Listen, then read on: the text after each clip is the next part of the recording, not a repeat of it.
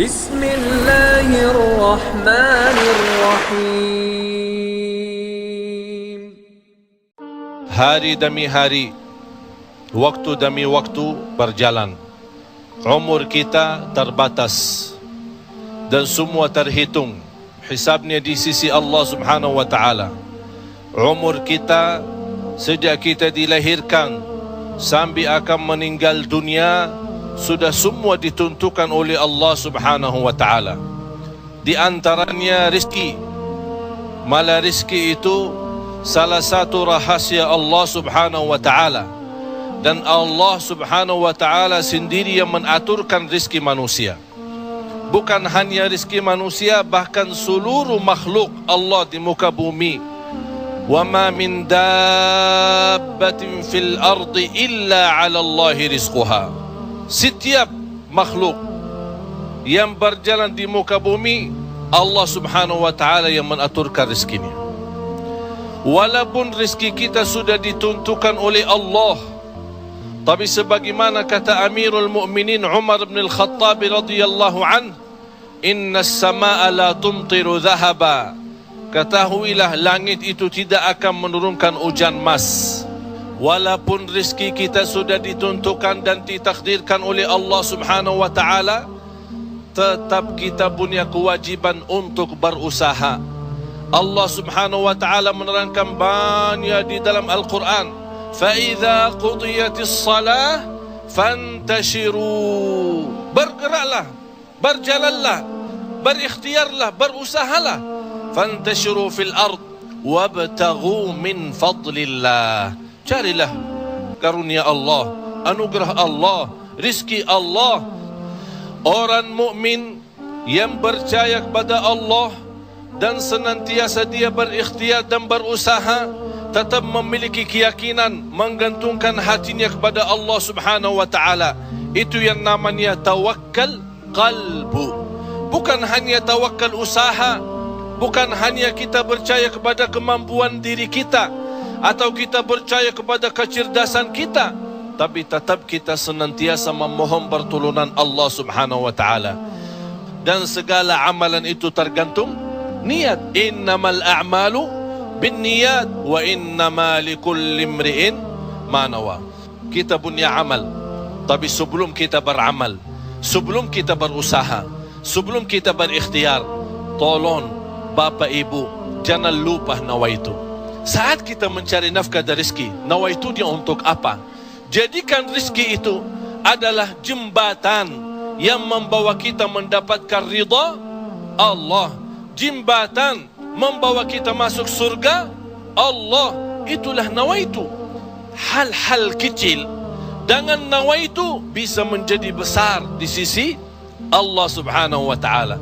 Ada orang nawaitu dia mencari nafkah dan rezeki, begitu dia mendapatkan rezekinya, dia nawaitu untuk memenuhi hak-haknya, kewajibannya terhadap istrinya, kewajiban terhadap anaknya. Sampai Rasul bersabda, sampai seorang suami suapin istrinya diberikan pahala sedekah. Coba bayangkan, berarti nawaitu itu sangat berarti. Oleh kerana itu Bapak Ibu jangan tinggalkan nawaitu. Di mana anda berada, apa urusannya, mau kemana, tolong dihadirkan nawaitu.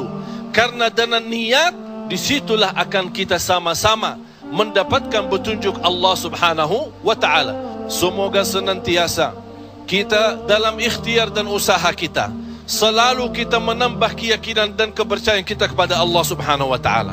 Hari ini kita berusaha berikhtiar, menghadapi sedikit kesulitan dan kesusahan, jangan kita berkata, kenapa Allah tidak melancarkan rezeki dan usaha saya? Tapi harus bertanya kepada diri kita, apa salah saya? Apa kekurangan saya?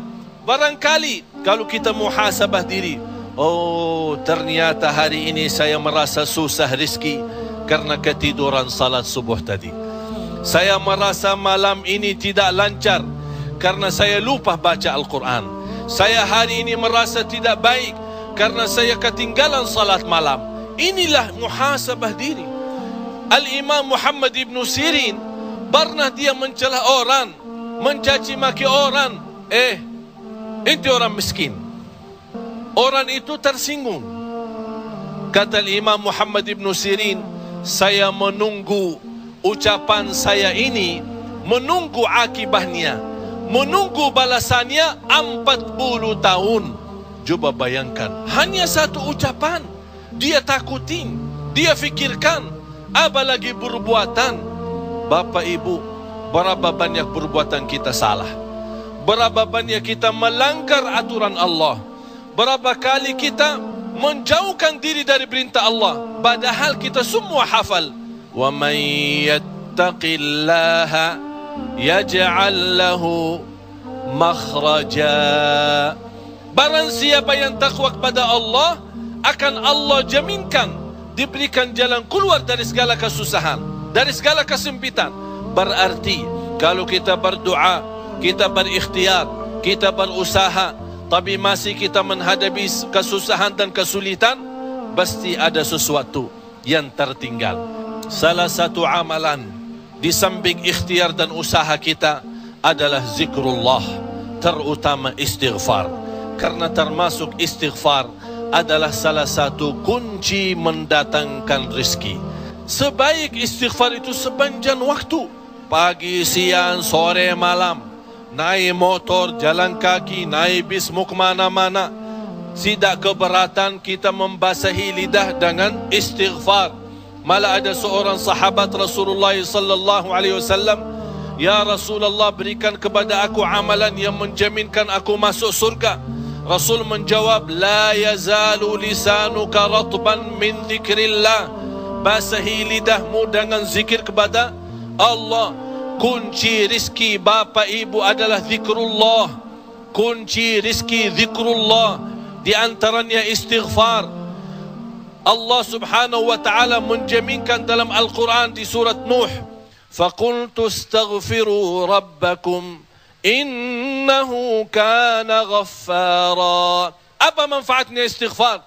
Yursilis samaa alaikum midrara wa yumdidukum bi amwalin wa banin wa yaj'al lakum jannatin wa yaj'al lakum anhara. Dengan istighfar terjamin keturunan. Dengan istighfar kemudahan rezeki. Dengan istighfar kelancaran usaha. Dengan istighfar kesembuhan dari penyakit. Dengan istighfar banyak kemudahan dan kemuliaan yang kita dapat. Kalau memang ingin ditambah rezeki kita, kalau belum sempat haji, kita ingin berhaji. Kalau kita sudah haji, ingin Allah menambah kita bisa haji lagi. La in syakartum lazi. Jadilah hamba yang bersyukur, karena nikmat Allah memang Bapak Ibu tidak bisa terhitung. Nikmat Allah begitu banyak di setiap waktu dan setiap saat, lahir dan batin. Wa in ta'uddu ni'matallahi la tuhsuha. Oleh karena itu, jangan anda menjadi orang-orang yang mengkufri nikmat, tapi jadilah senantiasa mensyukuri nikmat. InsyaAllah dengan syukuri nikmat dan sabar menghadapi ujian dan cobaan, kita bisa menjadi hamba yang diridai Allah. Kalau Allah sudah ridha kepada kita, InsyaAllah segala amal ibadah kita akan diterima, dan segala usaha dan ikhtiar kita akan dipermudahkan oleh Allah subhanahu wa ta'ala.